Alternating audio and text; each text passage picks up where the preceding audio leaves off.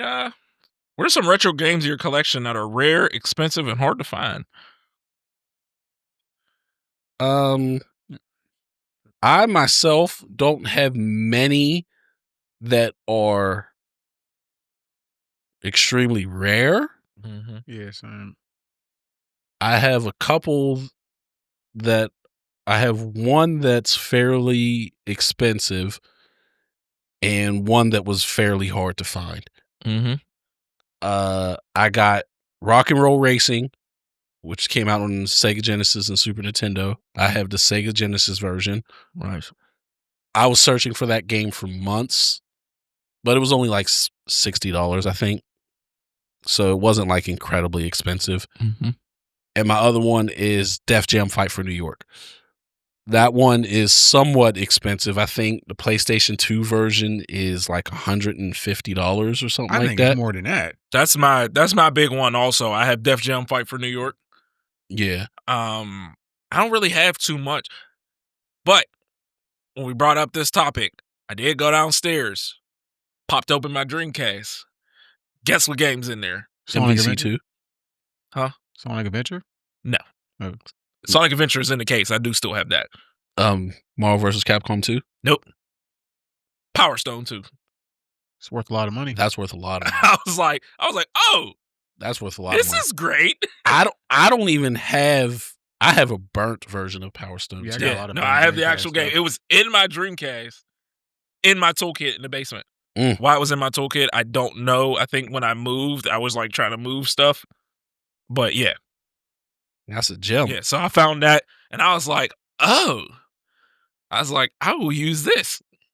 Because I only got that in Def Jam Fight for New York. I don't think really any of my older games are like really expensive or really hard to find. Yeah, see, with me, Mm-hmm. if I'd have kept some of the games I had, then they'd be a little more expensive. But since I traded games in when I was younger, Yeah, so all those games are gone. Yeah. So now it's like, hey, do I really want to spend this kind of money on this game?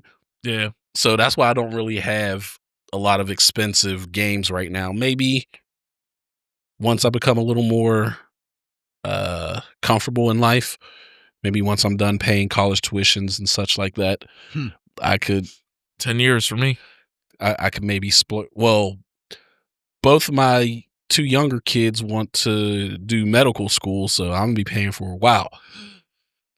So I got at least a good. That's a good parent. My parents were like, "You're on your own." I was like, "All right." I still got a good, probably 8 to 10 years. Well, I only got 10. Well, I meant 10 years until I'm done with mine. Yeah, Because I got the first responder thing. Like you pay for 10 years and then they're just like they wipe the rest of it clean. Oh. So. But yeah, what you got, Tom? I got Final Fight 2. I think it's around like $70-$80 now where I be seeing it at now. I bought it at the Cleveland Gaming Classic a month or two ago when we went up there. Mario Party 6, that took me forever to find this game too. Paid a decent bit for that. Simpsons Hit and Run. I used to love that game. Simpsons Hit and Run? Yeah. Yeah, I found that. I mean, you can still find that game, but I know it's a little pricier now. This game I paid too much money for, and I'm pissed I did it, but I am glad I have it. But The Adventures of Batman and Robin for Super Nintendo. I want that game, but it's expensive. It's very expensive. I spent a lot of money off. I bought it off the vendor that he usually goes to, and I spent a lot of money on this game. And when I'm glad I got it. I'm like, I didn't want to spend this amount of money on this game, but it's probably the most expensive rare game that I have in my collection. Mm-hmm. And then Xenogears for PS1. I haven't thought about that game in forever. Love that game. Hawk actually bought that for me for Christmas, like back in 2009, because when it was at Electronics Boutique, that's for some of y'all don't know who that is. That was used to be called EB back in the day. That don't exist no more either. Yeah, EB Games? Yeah, EB it was Games? called Electronics Boutique. Yeah. I always saw the game there, and it was $60-something at the time. And I sat there and I just never grabbed it. And then one day I decided to buy it, the game was gone. Someone finally bought it. And then the one year in 2009, my friend Hawk, he found it and bought it for me. And I still have the game to this day. And now Nice. that game is worth like $150, $160 now. Okay. So, but I still got my copy. It's one of the best Square games I've ever played. Love it. Mm. Right, the XD. That's what's up. Yeah, love that game. Yeah. Yeah, I mean that's about $100 you're I looking was at. seeing that the things for like 150, and there you see. Yeah, there's 150. Yep. But yeah, those are probably the most expensive things I have in my collection.